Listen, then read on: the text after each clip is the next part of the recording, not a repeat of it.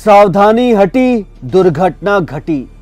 ये बात तो आपने कईयों बार सुनी होगी, लेकिन आज मैं आपको सुनाने जा रहा हूं एक ऐसे बदनसीब इंसान की आप बीती, जिसे सुन के आपके दिल में भी दर्द की भावनाएं उत्पन्न होने लगेंगी। आप भी सोचने पर मजबूर हो जाएंगे कि उसकी क्या गलती थी जो कि उस बेचारे इंसान को अपने जवान बेटे की लाश को अपने कंधों पर रखकर अंतिम संस्कार के लिए जाना पड़ गया। हम बात कर रहे हैं मासूम बदनसीब छोटू यादव के पिता, जो कि उनसे कहीं ज्यादा बदनसीब कहलाए जाएंगे, उमेश यादव के बारे में। साथियों, आज मैं इस केस की एक ऐसी अपडेट आपके सामने लेकर आया हूं जिससे आप कहीं ना कहीं इत्तेफाक रखेंगे, कहीं ना कहीं आपको खुशी भी होगी और कहीं ना कहीं आप ये भी सोचने पर मजबूर हो जाएंगे कि उस बेचारे बाप की ऐसी क्या गलती थी। नमस्कार, सत श्री अकाल, आदाब, गुड डे। साथियों, आज का शो शुरू करने से पहले फिर वही गुजारिश की हमारे शो को सब्सक्राइब कीजिए, चैनल को सब्सक्राइब कीजिए और कमेंट बॉक्स के सेक्शन में अपने विचार, सुझाव और जो भी ख्यालात मन में आते हैं लिखते रहिए। साथियों, हम बात कर रहे हैं आज उस अपडेट की जो कि स्वयं छोटू यादव के पिता उमेश यादव बता रहे हैं। देखिए ये वीडियो। बाहर में हम थे, अंदर जाने के लिए तो नहीं दिया। देखिए, मेरे पास तो उतना ज़मीन नहीं है, थोड़ा बहुत है। हम भी कोशिश करते हैं अपना बेच के लगाएंगे। ऐसे लड़का लोग मजदूरी करते हैं, थोड़ा बहुत सहयोग मिला हमको, इसके बाद फिर डोनेशन रोक। आज तक हम सबने देखा है उमेश यादव को, हिम्मत से सबके सामने वो डटे हुए हैं, अपने बेटे के हत्यारों को सजा दिलाने की भरसक कोशिश कर रहे हैं। एक ऐसी लड़की जो कि पूरे दुनिया समाज की गिलानी झेल रही है, आलोचना झेल रही है, उनके इल्जाम झेल रही है आरती यादव, कि उसी आरती यादव ने इस घर के चिराग को बुझा दिया। इस उमेश यादव का बड़ा दिल देखिए कि उन्होंने उसी लड़की को अपने घर में पनाह दी, उसकी जान बचाई और आज उसे अपनी बेटी की तरह मान रहे हैं। बड़ा दिल कहलाया जाएगा उनका। लेकिन आज आपने इस वीडियो में देखा कि उनकी आवाज में एक तलखी थी, एक दर्द था, क्योंकि अब तक तो वो लड़ रहे थे उन हत्यारों से जिन्होंने उनके बेटे को उनसे छीन लिया, लेकिन आज वो शायद हार रहे हैं। जैसा कि उन्होंने कहा कि पहले तो लोग मदद कर दिया करते थे, डोनेशन दे दिया करते थे, लेकिन आज कहीं से भी कोई भी डोनेशन नहीं आ रही है।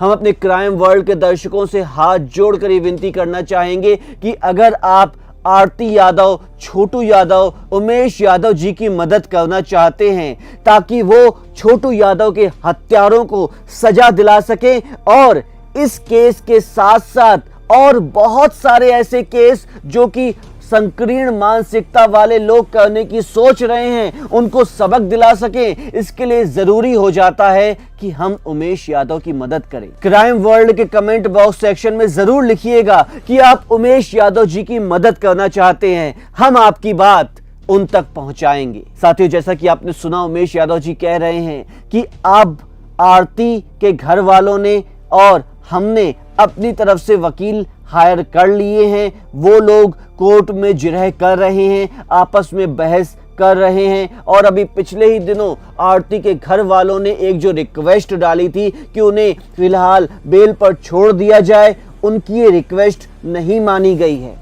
आगे बोलते हैं उमेश यादव जी की अभी हमारे लड़के बच्चे मजदूरी करते हैं और थोड़ी बहुत जो जमीन है उसे भी हम बेचने की सोच रहे हैं ताकि हम अपने बेटे की हत्यारों को सजा दिलवा सकें। साथियों, ऐसा क्यों होता है हमें समझ में नहीं आता है कि एक इंसान जिसने कोई गलती नहीं की, सब कुछ उसके साथ गलत क्यों हो रहा है? कहां से लाएंगे वो पैसा? आखिर कैसे वो इस केस को जीत पाएंगे?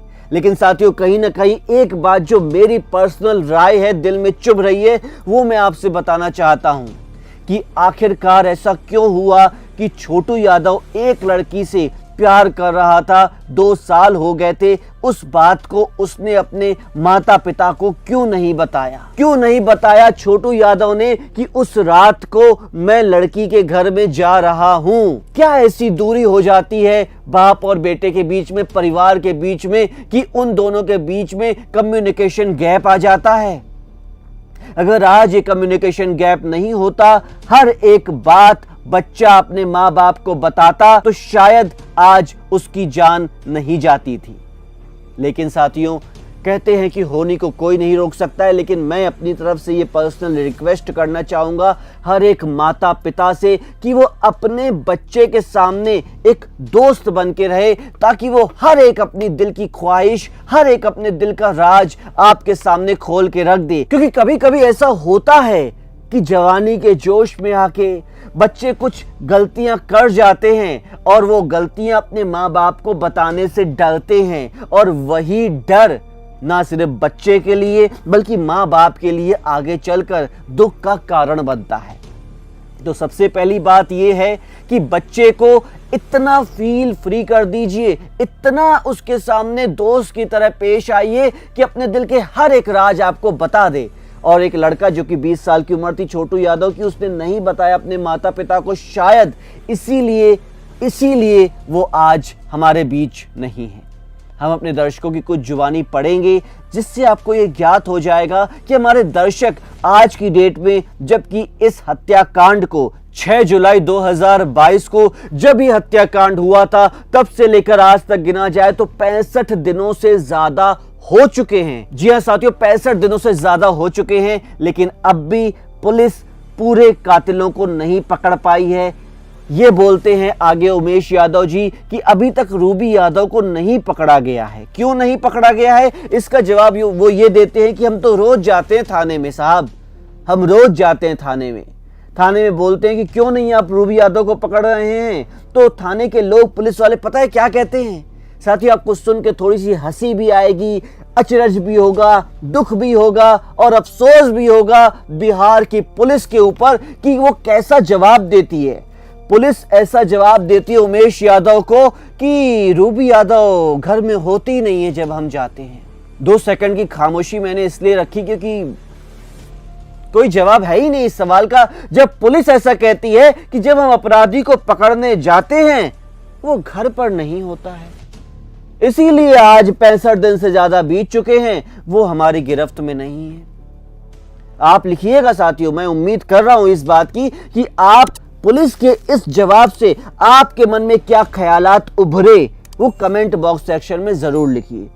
तब तक हम पढ़ते हैं अपने कुछ और दर्शकों की जुबानी। रामेश्वर प्रसाद जी और दिलीप कुमार जी लिखते हैं, ये उस अपडेट के संदर्भ में लिखते हैं जो हमने पिछले दिनों दी थी कि आरती यादव की शादी मन्नू यादव से हो सकती है। लिखते हैं कि ये गलत है, न्याय मिलने के बाद ही ऐसा किया जा सकता है, और नहीं तो उसका मर्जी होगा तो कर सकती है, उसमें कोई मेरा अच्छी नहीं है, कर सकती है शादी। हम तो इतना ही कहना चाहेंगे कि एक लड़की जिसकी उम्र आज की डेट में 19-20 साल की है, वो किससे शादी करे या किससे शादी नहीं करे, यह तय करने का हक कम से कम समाज का तो नहीं है। या तो उस लड़की का अपना है, उसके अपने माँ बाप का है, या फिर कानून कहता है कि वो बालिग हो गई है, 18 साल से ज्यादा हो सकती है, 18 साल से ज्यादा हो गई है, तो ये उसका अपना हक है। तो अगर वो कर रही है तो इसमें कुछ गलत नहीं है। चंद्रेश्वर यादव जी बोलते हैं कि ये तो होना ही था, क्योंकि छोटू आरती जब रात में घर से पकड़ा गया था तो आरती सबसे पहले मन्नू को कॉल किया था। इससे सब चीज साफ समझ में आ रहा है, लास्ट में यही होगा। और सोचने वाली बात है, जब आरती 2 साल से प्यार करता था तो ऐसा क्या संयोग था जब मन्नू का शादी होने मात्र कुछ दिन ही बचा था तब भी ऐसी घटना को अंजाम दिया गया है। ये सब मेरे हिसाब से बहुत बड़ा साजिश हो सकता है। चंद्रेश्वर यादव जी पता नहीं किस साजिश के संदर्भ में बात कर रहे हैं, लेकिन हमारे हिसाब से तो जब छोटू और आरती उस रात को आरती के घर में मिले थे, तब छोटू का कत्ल हुआ और आरती ने अपने दिए गए तमाम बयानों में कभी भी मन्नू यादव का जिक्र नहीं किया, और उसने ये भी नहीं बताया कि मन्नू यादव को उसने पहली बार फोन किया था। तो चंद्रेश्वर यादव जी न जाने किस बेस के साथ, किस सबूत और गवाह सुराग के साथ इस बात को रख रहे हैं, वो हमें नहीं पता, लेकिन हमारे हिसाब से ये कोई साजिश नहीं है। विजय कुमार जी बोलते इतनी जल्दी क्या है, विकास साल तो रुके, कम से कम 2 ही महीने में चेंजिंग हो गई। तो विजय कुमार जी मैं इतना ही बोलना चाहता हूं कि हमने जो पिछली न्यूज ये दिखाई दी कि आरती की शादी मन्नू यादव से हो सकती है, ये छोटू की बड़ी बहन बोल रही है। अभी आरती यादव ने कभी भी इस बात को एडमिट नहीं किया है कि वो मन्नू यादव से शादी करेगी, या केस जीतने से पहले करेगी या केस जीतने के बाद करेगी। तो इसीलिए हम यही कहना चाहते हैं कि जो भी सच्चाई होगी वो आपके सामने जल्दी से जल्दी आ जाएगी। धर्मेंद्र कुमार जी बोलते हैं, सर आरती जी का तबीयत कैसे है सर, उनका भी हाल चाल अपडेट देते रहिए, आप भी उनको भरोसा देते रहिए बिहार शरीफ।